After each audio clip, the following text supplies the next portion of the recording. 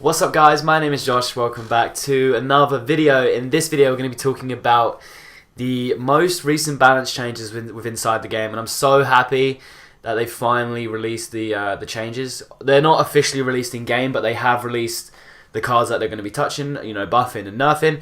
So it's going to be interesting to see what cards they've buffed and what cards they've nerfed, because I haven't actually looked yet.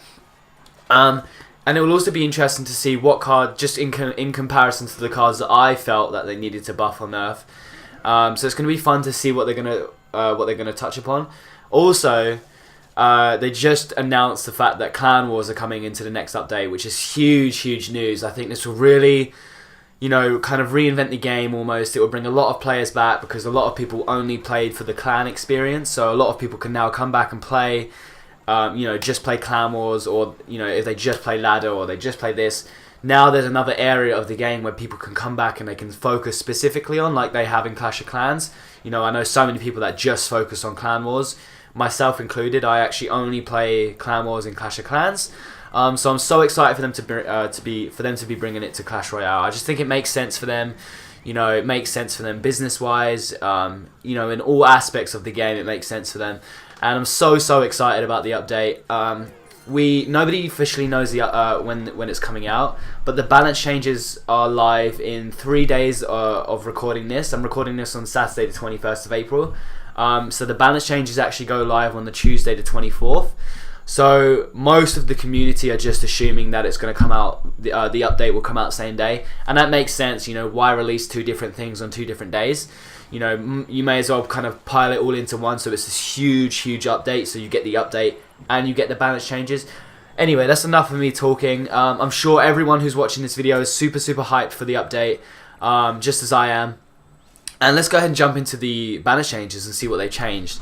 So I've got the web page loaded up now, so I'm going to be looking at that whilst talking as well. So, oh wow, immediately I can see that they've touched the Dark Prince, which is what I hoped they would do. So they've taken 25% off his shield hit points, which makes sense because his base hit points are quite substantial. And that's the buff he received last time, but buff of 5% to his base hit points. So it makes sense for them to just touch upon the shield. And so what they're saying is, the last balance update made the Dark Prince faster and a bit tougher to deal with, maybe a bit too much. I would agree with that.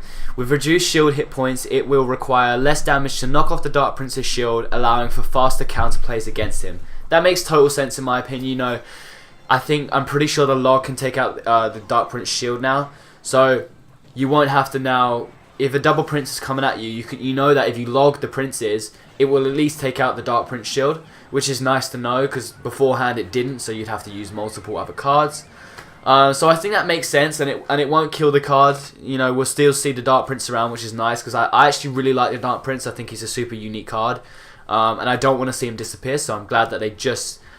Honestly, that's a really nice change, and I hope it doesn't kill the card. I don't think it will. Next up, we're going to see Spear Goblins get affected, and this covers both. All of the Spear Goblins. So Spear Goblins, Goblin Gang, and Goblin Hut, which makes sense. The hit speed is going from 1.1 seconds back to 1.2 seconds, and this is the exact change that I would have hoped to see. And I'm glad they touched all 3 cards. So what they're saying is all 3 cards that feature Spear Goblins have a heavy and punishing presence in different metas. That's so. That's so true. We've seen that in the past 2 metas now. Increasing the hit speed should scale back their versatility usage just a bit. I would agree with that for the most part. I think they're going to still be strong. Combined with the Goblin Gang, the Spear Goblins, and the Bats, they're still going to be that spam unit. And now with the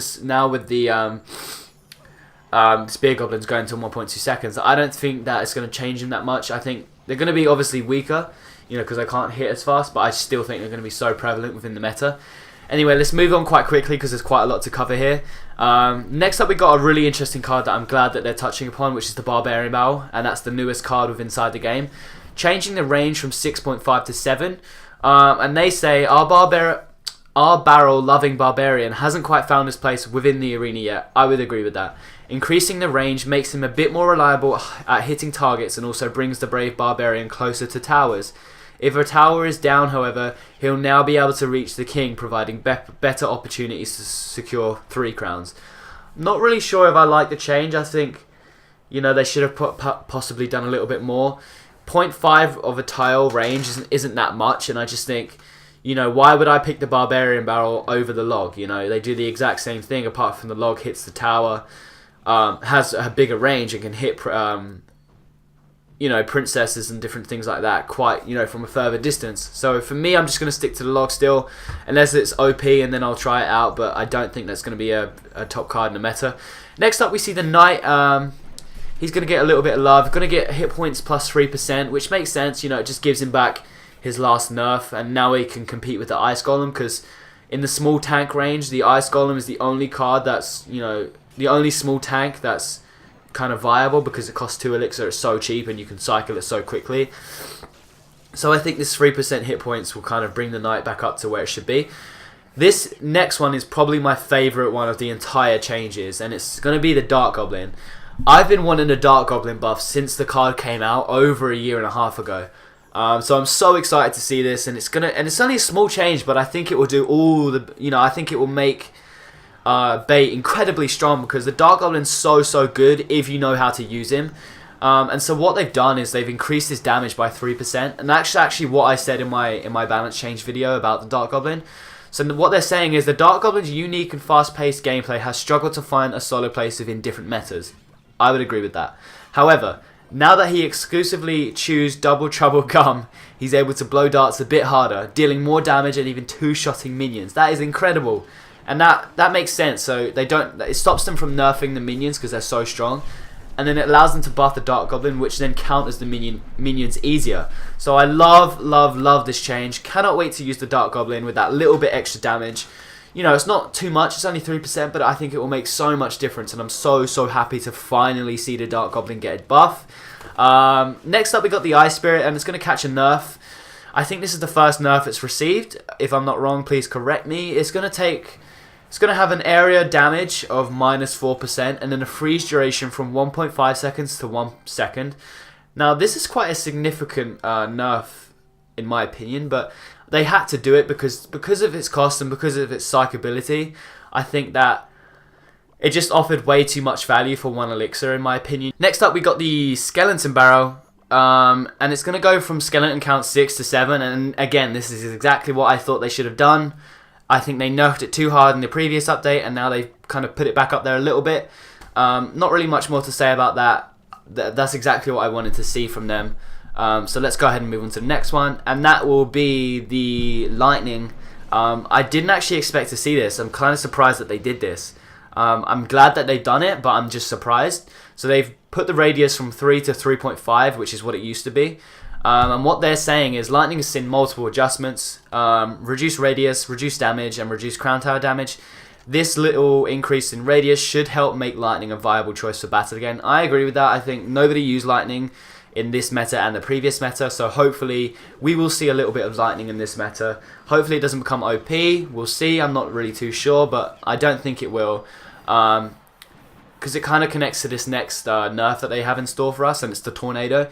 Gonna go from 2.5 seconds to 2 seconds, so already that's quite a big nerf, right? And then the damage per second is gonna go up by 21%. So actually the entire nerf is minus 3% in damage, which it's still a nerf, but it's like not as big as you would kind of think. It's interesting that they're doing this. So they're reducing the duration of the Tornado, but they're increasing the damage. So in a way, it's like more of a buff than a nerf, in my opinion, because, actually, it's probably a staggered nerf. So it's probably, you know, layered down and, you know, staggered. So it kind of makes sense, and it actually works. And I'm sure they tested it out substantially, and hopefully it does work. So what they're saying about it is, while being difficult to master, Tornado can be dominant when played well. I would agree. Slightly reducing its pull duration balances interactions against big pushes, aka the troops won't be immobilized for such a long time anymore. To compensate the pull reduction, damage per second will pack a bigger punch. For example, at tournament level, Tornado will be able to kill skeletons and bats in 2 ticks rather than 3. And I honestly think that makes so much sense for them, because the bait element and the spam element was getting to be so much that not only had they nerfed the Tornado, but they buffed it in a way that kind of helps the spam. So probably one of the best buffs slash nerfs in the whole changes, in this whole round of changes, in my opinion. and I'm so excited to see how the meta changes with this nerf and buff in a way. And then finally, well, not finally, second to last, we had the Magic Archer, and it's not a nerf or a buff, but it's a little bit of a buff in a way. Basically, all they've done is made it so that he hits moving targets better, aka the bats, aka the spear goblins. You know, anything that moves super fast. He will now be able to hit them faster. And it's basically addressing a situation where the Magic Archer couldn't hit spawning units from the Tombstone or the Goblin Hut. Anyway, yeah, that's pretty good. You know, it's a little bit of a buff, or how it should be, or how the card should have been when it come out. So it's going to be exciting to see if he's, you know, stronger now. Hopefully he is. And this last one is super interesting to me. Spells can now be played on the river. Now, does that mean we're going to see a river card? Does that mean we're going to see, you know, a new card in the water? I doubt it, but I just think it's a little bit of a fix to what, you know, to the previous issue where you couldn't play spells on the river. So yeah, they fixed that now, and then they fixed 4 other different things. I'm just going to run through them really quickly. They fixed, in a rare case, the cannon cart was not being targeted after losing its shield. The witch would sometimes switch targets while being locked to the tower if spawning skeletons pushed her target out of range. That's fixed. In rare cases, Sparky's hit would reset if she's knocked out of range while charging. That's now fixed. And then finally, the best fix, in my opinion, is how the hunter can now hit targets on top of him. So previously, for example, if there was a giant and you placed a hunter, it would only hit that giant. And then so if they put bats or minions behind it, it wouldn't hit those targets, which would basically make the hunter useless, because those incoming targets could just kill the hunter. Now, when you place a hunter, it will kill everything in its range or everything on top of him, which makes sense. And I'm so glad they fixed that. And honestly, I'm so happy with this round of changes. I would say I can't find a fault. I would like to have seen them perhaps buff the hunter or the zappies or the Magic Archer a little bit more, but that's just my opinion. Let me know what you guys thought about the balance changes in the comments down below. Let me know if you guys are hyped for the update. I know I'm hyped for Clan Wars. If you want to see a video on Clan Wars when the update drops, let me know in the comments down below. Hope you guys enjoyed the video, and I'll see you guys in the next one. Peace out.